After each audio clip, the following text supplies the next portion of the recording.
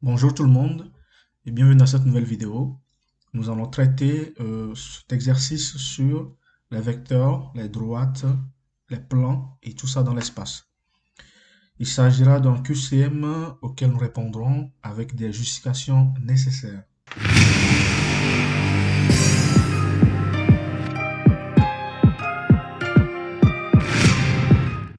Voici l'énoncé du sujet. QCM SABCD est une pyramide régulière de base à base carrée ABCD dont toutes les arêtes ont la même longueur. Le point I est le centre du carré ABCD.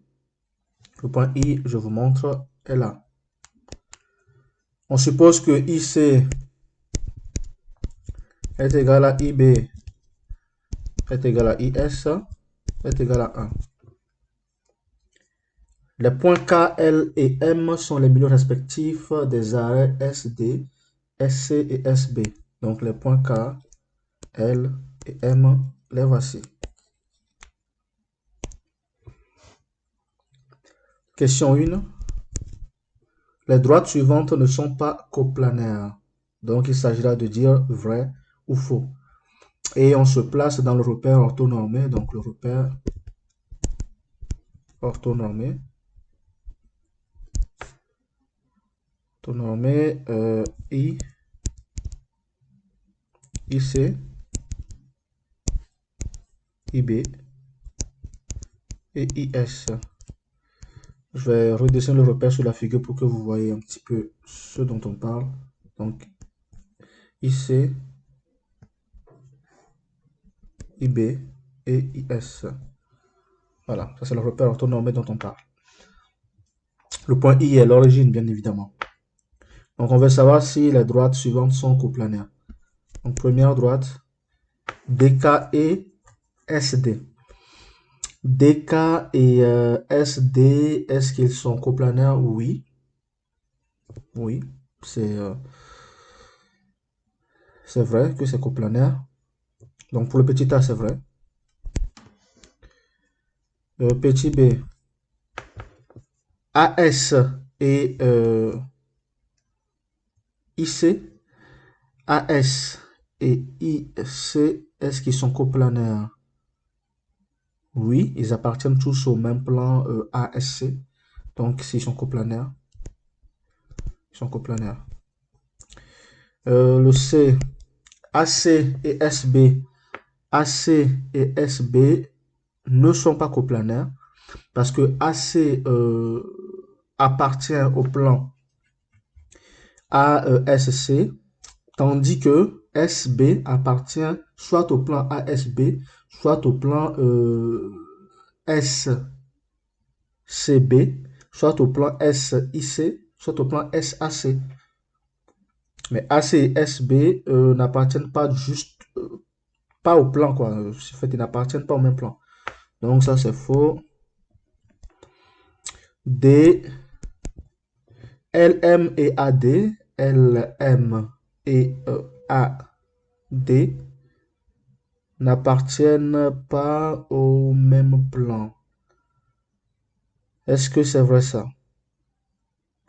Ben non, parce que LM et AD peuvent appartenir au plan ADLM. Voilà. Donc ce n'est pas correct. Alors que pour le cas de ACSB, par exemple, on ne peut pas avoir le plan AESSB. On ne peut pas l'avoir. Donc c'est vrai. Ce qui veut dire que lorsqu'on dit que les droites suivantes ne sont pas coplanaires, eh bien, les seules droites qui ne sont pas coplanaires, c'est les droites citées à la question C. C'est pour ça que j'ai mis faux là-bas. Voilà. Donc, au niveau de A, DK et SD sont coplanaires.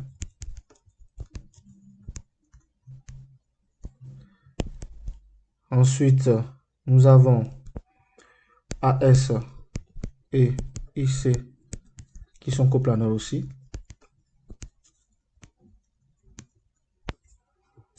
Ici, AC et SB ne sont pas coplanaires.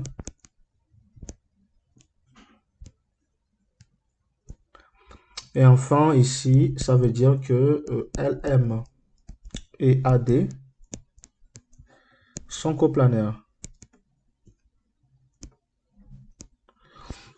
Et lorsqu'ils sont coplanaires, à la question A, par exemple, ils appartiennent au plan, donc DK et SD appartiennent à la même droite, donc appartiennent au plan DSC, ou encore à d'autres plans. Ça, c'est parce que, voilà, c'est parce que DK et SD sont collinéaires.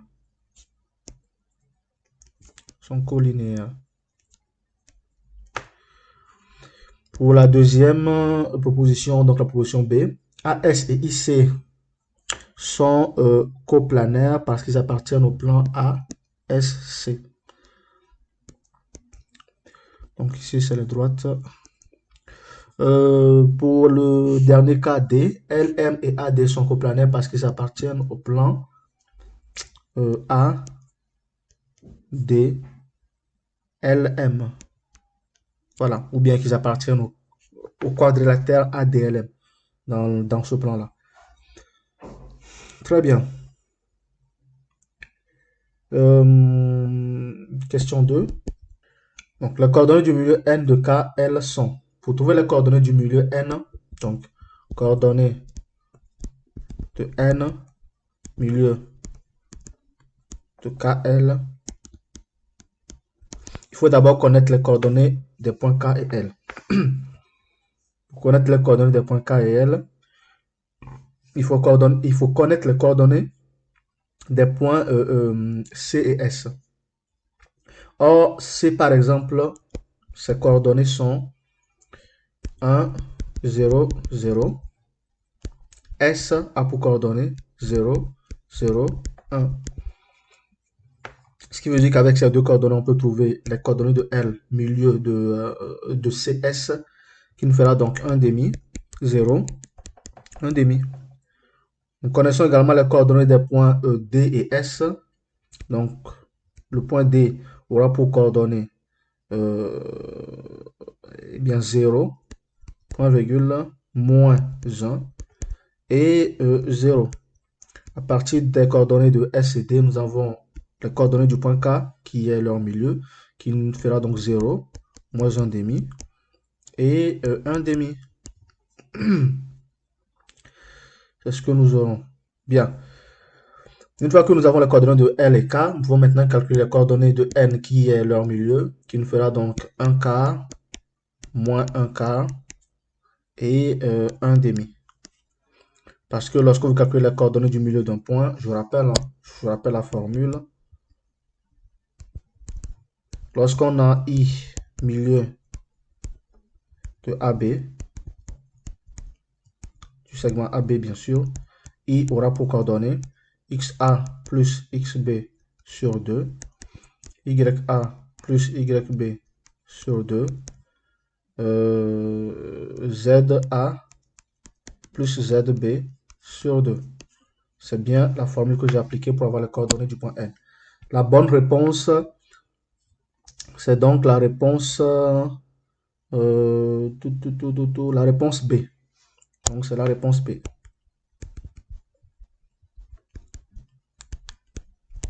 C'est la bonne réponse. Parce que la réponse B nous donne les coordonnées 1 sur 4 moins 1 sur 4, 1 demi. Pour la première question, la bonne réponse, c'est donc la réponse C. Parce que la réponse C, c'est le fait que AC et SB ne soient pas coplanaires. Donc la bonne réponse, c'est la réponse C.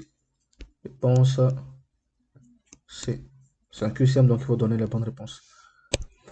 Troisième question. Les coordonnées du vecteur AS sont. Pour trouver les coordonnées du vecteur AS, il faut déjà avoir les coordonnées du point A. Coordonnées du point A dans le repère I, C, IB, IL, ça nous fait moins 1, point virgule 0, point virgule 0. Voilà. Et donc le vecteur AS, tout simplement, voilà pour coordonner X de S qui fait 0, moins X de A, donc plus 1. Ensuite 0, moins 0, et 1, moins 0. Ce qui veut dire que AS aura pour coordonner 1, 0, moins, non, 1, 0, 1. Voilà. N'hésitez pas à me dire dans les commentaires si vous remarquez qu'il y a une erreur. Et donc, la bonne réponse est la réponse 101, c'est la réponse B. Encore une fois. Question 4 et dernière question pour cet exercice. Une représentation paramétrique de la droite AS est. Donc, il faut trouver la représentation paramétrique de la droite AS. Pour cela, on sait que quoi? Que AS, donc la droite, passe par le point A. Alors, le point A, non, le point S plutôt. Et A pour vecteur directeur. Quel vecteur? Le vecteur AS que nous venons de calculer. Ce qui veut dire que la représentation paramétrique de la droite AS sera sous la forme x qui est égal à quoi? L'ordonnée ou bien la coordonnée xs plus x du vecteur AS fois t.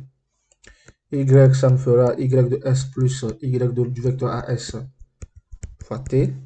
Et z qui sera z de s plus z du vecteur AS fois t. T est un réel, bien sûr. Donc, x de s, ça fait 0. Donc, on aura t. Y de s, ça fait 0. Donc, on aura encore... Là, on aura 0. Z de s, ça fait 1. Donc, on aura 1 plus t. Point virgule t appartenant à grand R. Ce qui veut dire que la bonne réponse, c'est la réponse t0, 1 plus t. Donc, la réponse C. N'hésitez pas à me dire dans les commentaires si vous remarquez qu'il y a des erreurs. Bien, ce fut la dernière question et donc cet exercice prend fin ainsi que la vidéo. Je vous remercie d'avoir suivi cette vidéo. Je vous invite à me suivre régulièrement et à suivre régulièrement ma chaîne. Je vous invite également à liker cette vidéo, voilà celle-ci. Je vous invite à la commenter avec vos questions et vos interrogations. Je vous invite également à vous abonner à cette chaîne parce que vous verrez régulièrement de nouvelles vidéos qui parlent de sciences, d'études académiques et j'en passe. Je vous invite enfin à consulter la description de cette vidéo pour y voir mon adresse mail sur laquelle vous pouvez m'envoyer des exercices un peu plus compliqués et des interrogations que vous aurez du mal à mettre dans les commentaires. Merci, à bientôt.